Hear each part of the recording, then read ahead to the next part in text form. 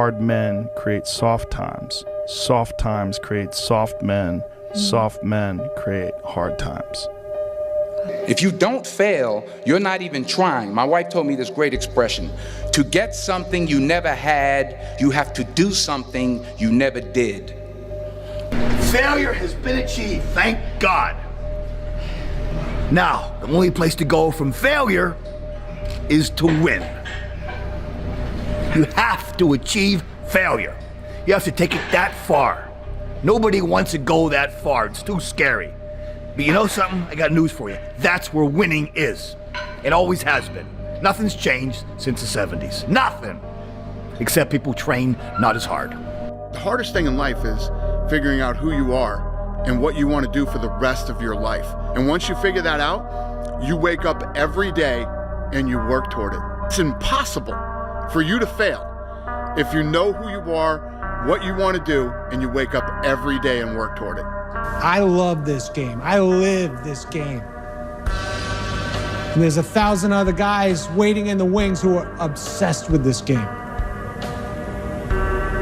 Obsession's gonna be talent every time.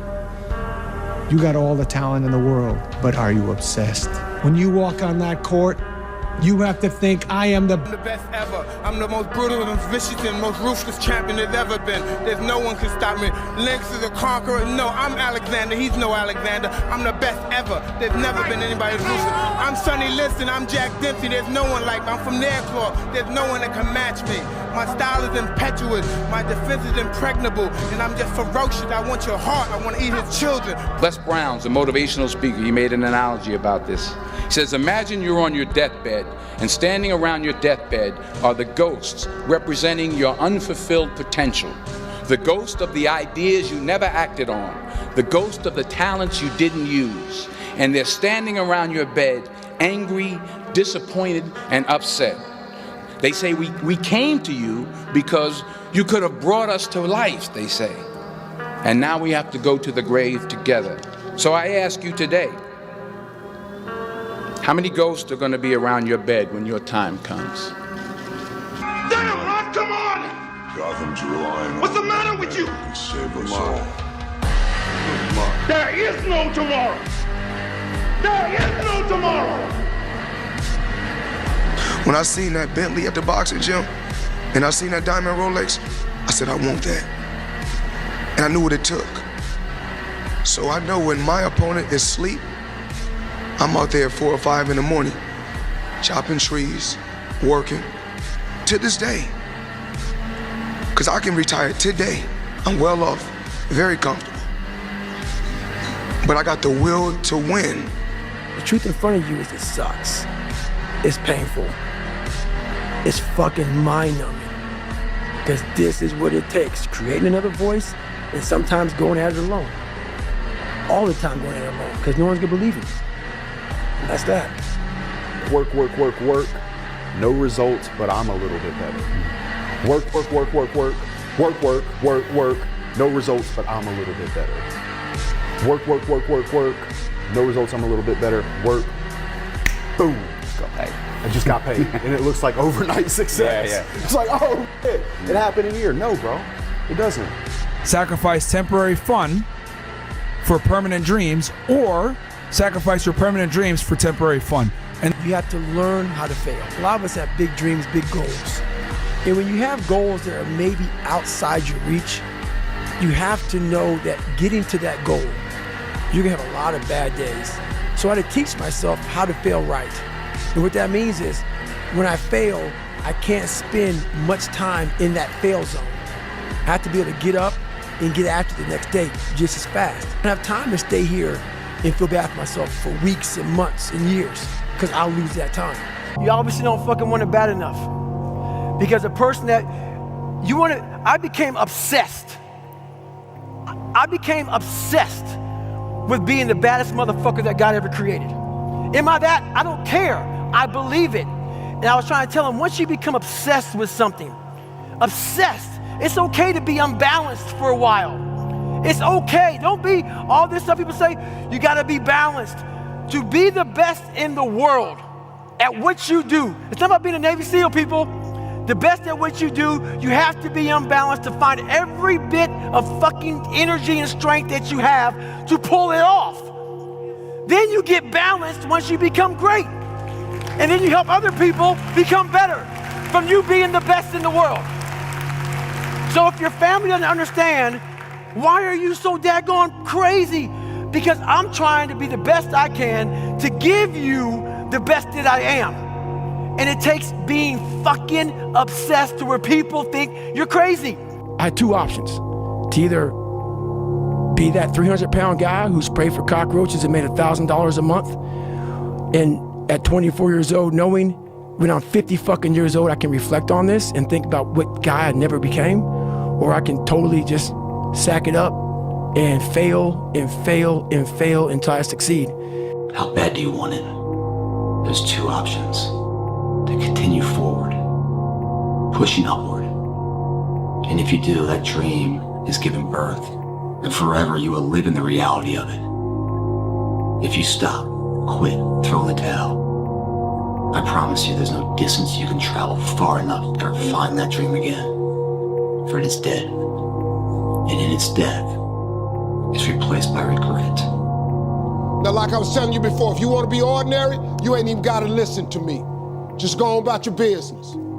If you think ordinary is cool, ain't no problem. It's some really, really wonderful ordinary people. But if you are sitting in this room and you have extraordinary aspirations, then you're gonna have to do extra. You put extra on top of on ordinary, and you come up with extraordinary. It's no other way. I'm sorry, but here's the fact. All of you have extraordinary capabilities, all of you. You have to decide if you are willing to do the things to put you in that category. I'm able to just extract dopamine, the good dopamine whenever I want. Man, I've trained 99% of my life alone. No one pat me on the back. I did all of the work alone. And while I'm still hard on myself, I know what I did. So whenever times get bad for me, people, all this, who's gonna carry the boats and luck? That's real. I hate that people know me for that guy, because that guy is not every fucking day. Like when they see me, they want that energy. That's not me every day. I can extract it immediately when I need to, because when you train alone, and I lived alone for so many years in this misery, and you're able to get out of it by yourself, I can take myself to such a level of real passion and purpose, and like the feeling I get is something I can't even explain by myself. I don't need anyone. That's why people come to me to motivate them. No one can motivate me. The bottom line is, no one's coming. No one. No one's coming to push you. No one's coming to tell you to turn the TV off. No one's coming to tell you to get out the door and exercise. Nobody's coming to tell you to apply for that job that you've always dreamt about. Nobody's coming to write the business plan for you. It's up to you. And because you're only ever going to do the things that you feel like doing right now, or that feel good right now, unless you understand that you've got to parent yourself, you got to push yourself, you're not going to make your dreams come true. You're just not. We're not wired that way. You weren't born that way, you weren't that way when you were growing up, and you're certainly not that way as an adult. It's time to stay focused. It's time to decide, fuck clubs, fuck partying, fuck trying to fit in and socialize, rub elbows with everybody so people can stop calling you weird. Why are you so antisocial? Because I'm trying to get it. Why are you staying on the basketball court so much? Because I'm trying to get it. Why are you out there practicing in the hot sun when ain't nobody else out there? Because I'm trying to get it. Why are you not clubbing? Like every time I text you and invite you to go do something fun and cool, you always studying. Because I'm trying to get it. Let me tell you something, homie. These women ain't going nowhere. These clubs, these parties, all this shit ain't going nowhere. The more weird you are, is a reflection of how committed you are to focusing on your shit, molding and shaping and developing your ideas and your craft so that when it's time for you to make your rounds, you gon' fly. Stop running around here trying to live up to the hype, homie. You ain't got it. You ain't got it. Stop fronting. And I'm not coming at y'all on any other level but keeping it real. The life that I live, I deserve this life because I worked my ass off to get it. Y'all out here running around creating this smoke on the brink of destruction, and it's all self-inflicted. You did it to yourself. Trying to live up to the hype and create the smoke that you're doing it. You ain't doing it. You still got work to do. Stay on that basketball court. Stay on that football field. Fuck all the homies texting and calling and trying to make you feel bad about being so focused. It's grind season, homie. It's not about today. It's about the future. You do the work now. And I promise you, every single person who wants to do something with their life and has done something with their life has gone through the exact chapter that you're going through. And it's the lonely chapter. It's the chapter where you don't fit in with your own friends, but you don't have the outcomes yet to fit into a new group of friends. And you're doing this thing, you're consuming content on the internet, you're doing these free tutorials online to try and figure out how to set up a podcast and where do I host this thing? And then you're going through this and you're like, is this even worth it? Because you have no signs of success, right? But if there's anything that you can take away from what we're saying right now is that the sign of success is the hate that you get along the way. And what you can't do is bend the knee to their hate and fit back into the conformity because it's comfortable and it's warm. Because like in the Matrix, when Trinity opens the door, when Neo's about to go take the red pill and he wants to get out of the car, she says, Neo, you've been down that road and you know exactly where it leads. And I know that's not where you want to be. And then he closes the door. Like right now, this moment that you're going through is Trinity opening the door and being like, you could go back, but then you'd have to remember exactly what the reason was that you decided not to go out to begin with, just because you listen to this podcast and you consume this content, you're like, I can fucking do more than this. Like, because you are starting to live in some of that hell where you look in the mirror and you're like, I can do more. And you start to see the person that you could be. And you're like, this does start to feel like hell. So whenever shit gets nasty, David Goggins goes, you had nobody anyway, motherfucker. So see how I'm talking myself right now? That's me. That shit fires me the fuck up. That shit makes me fucking nuts. You had nobody anyway, motherfucker. Look around you. There was no fucking team. It was you. There was no weight loss program or mom and dad waking you up saying you can do it, you can be better, trying to build belief. You built belief when you had nothing. Rock bottom. You did that. So as times get hard for me, the truth comes out. And my truth is powerful as fuck. It's real. It's tangible. Feel it. It comes out of my brain as I speak about it. I'm reliving every single dark moment of my life to be here. So that is what people don't get. That is what motivates David Goggins, is the unseen work. But everybody needs that pat on the back. They need that training partner. They need that accountability coach. I don't need that shit. And neither do they. But it's what we've trained ourselves to believe that we need. If you want to be great, you want to be the baddest motherfucker ever at what you do, you could be misunderstood by everybody. Because you're going to be so fucking obsessed and so driven to get there. That's what it takes. That's the truth. It takes every second of your fucking life. Anybody says balance? Yeah, balance is important for a lot of fucking people. It is. But if you want to fucking go to that edge where people do not like you, don't understand you, question everything you fucking do, you've arrived. When you are misunderstood to the point where fucking people think you're psycho and you're nuts and you're this and that, why are you in the fucking gym at 1 o'clock in the fucking morning? You just got to doing an op for fucking 13, 14 hours after Ranger school, man, at the gym. What is wrong? You will never understand what is wrong with me. And that's why I'm so fucking glad you don't. Because I'm in the right fucking spot. When people don't understand you anymore, you're in that spot of obsession and drive. Where people are like, what the fuck is wrong with this guy? I don't want to talk to you, man, because you're not going to get it. You're not gonna get it. Boom. Don't want you to get it. Yeah. Don't want you to get it. People only root for people who don't need it. Like the amount of times when I was on my lonely path where I was too different from the friends that I had, but not successful enough to be friends with the people that I wanted to be friends with. That's when you want people to root for you. That's when you want people to support you. Once you've already won, people are like, he's amazing, he's so good. But like, that's the time when you need it the least. And so you always have to be the person who roots for you before everyone else does. And it's usually a single clap in the auditorium for a very long period of time. It is a slow clap that's just you rooting for you. And that visual, I think, is one that you can kind of take because it is. People struggle to do things alone. And the path of the exceptional person is one of an exception, which means that you are not with other people. And rather than fighting that or bemoaning it, see it as an indicator that you're on the right path. Because if everyone else were cheering you on, then it means you're not in the right place, because it means you're just like everyone else, and that's not where you want to be. The one thing that made me who I am today is being vulnerable.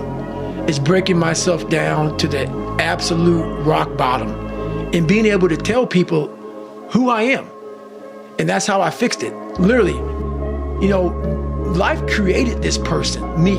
Life created me to be this fucked up person that I was back in the day. And I had to realize, man, that's okay, man.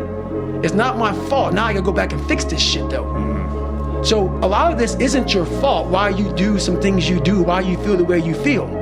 But no one's coming back to save your ass. You have to go back to where the shit started, wherever that place is for everybody, and have the courage to go back there and start fixing. It's time to stay focused. It's time to decide, fuck clubs, fuck partying, fuck trying to fit in and socialize, rub elbows with everybody so people can stop calling you weird. Why are you so antisocial? Because I'm trying to get it. Why are you staying on the basketball court so much? Because I'm trying to get it. Why are you out there practicing in the hot sun when ain't nobody else out there? Because I'm trying to get it.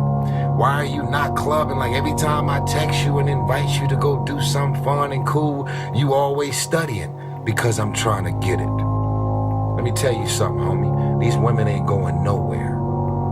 These clubs, these parties, all this shit ain't going nowhere. The more weird you are is a reflection of how committed you are to focusing on your shit, molding and shaping and developing your ideas and your craft so that when it's time for you to make your rounds, you gon' fly.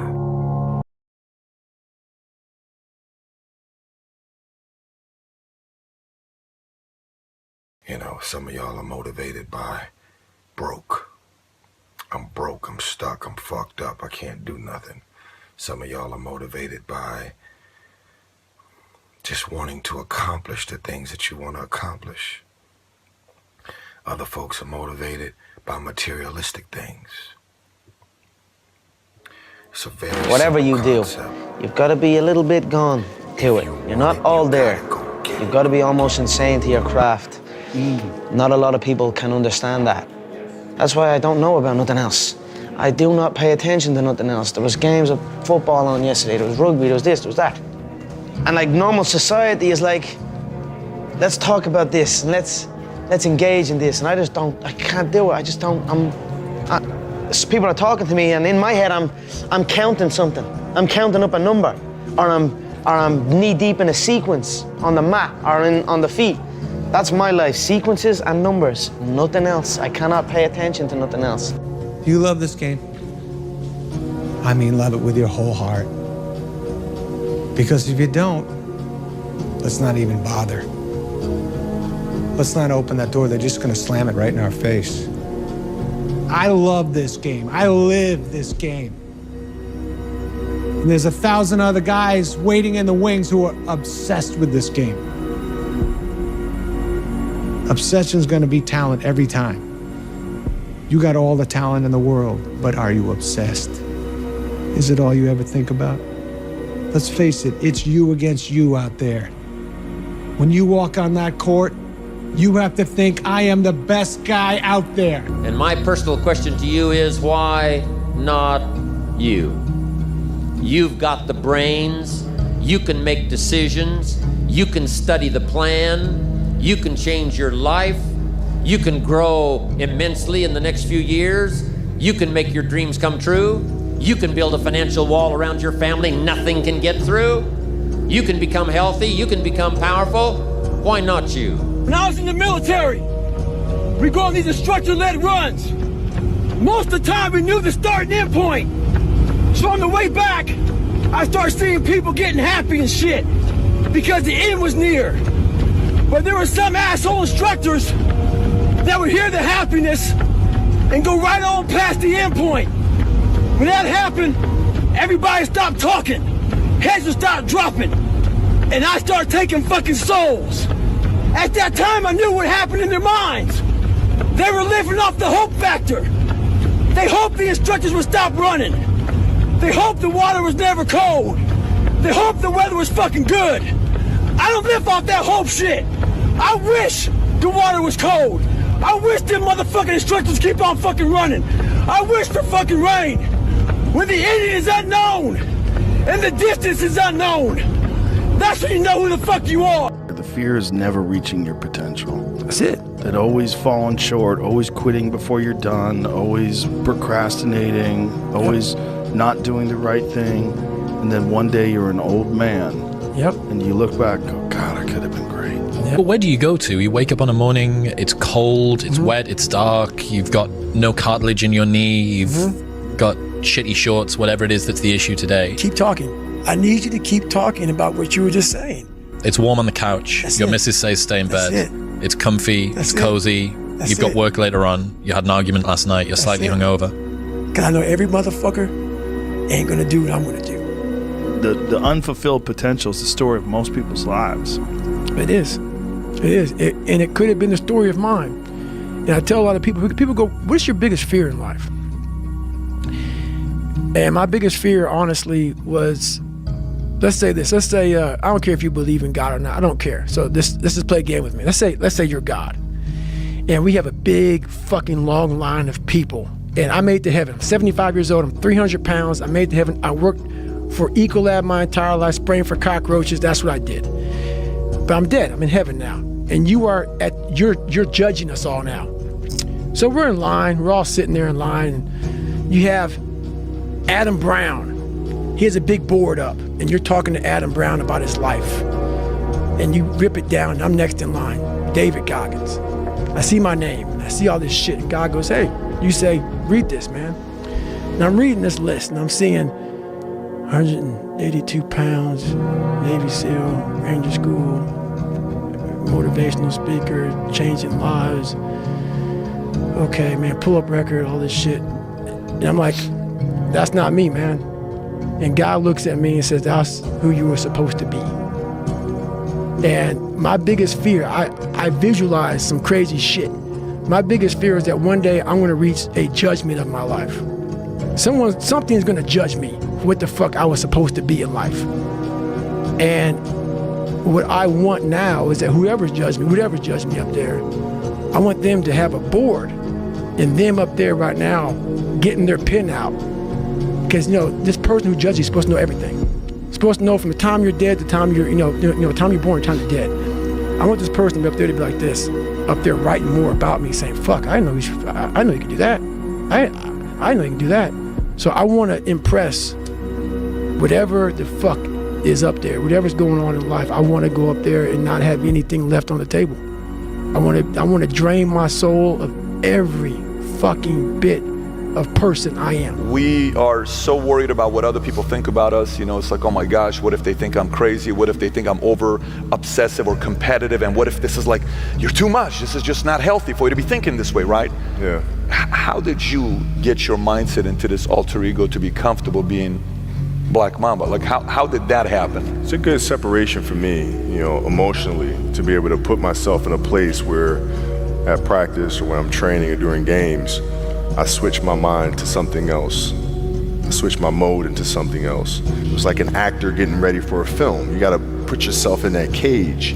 When you're in that cage, you are that character. And then when you leave there, it's something completely different. But when I'm in that cage, bro, don't fucking touch me, don't talk to me. You're always afraid to take the first step because all you see is every negative thing 10 miles down the road. But you can do anything you want. You are bound by nothing.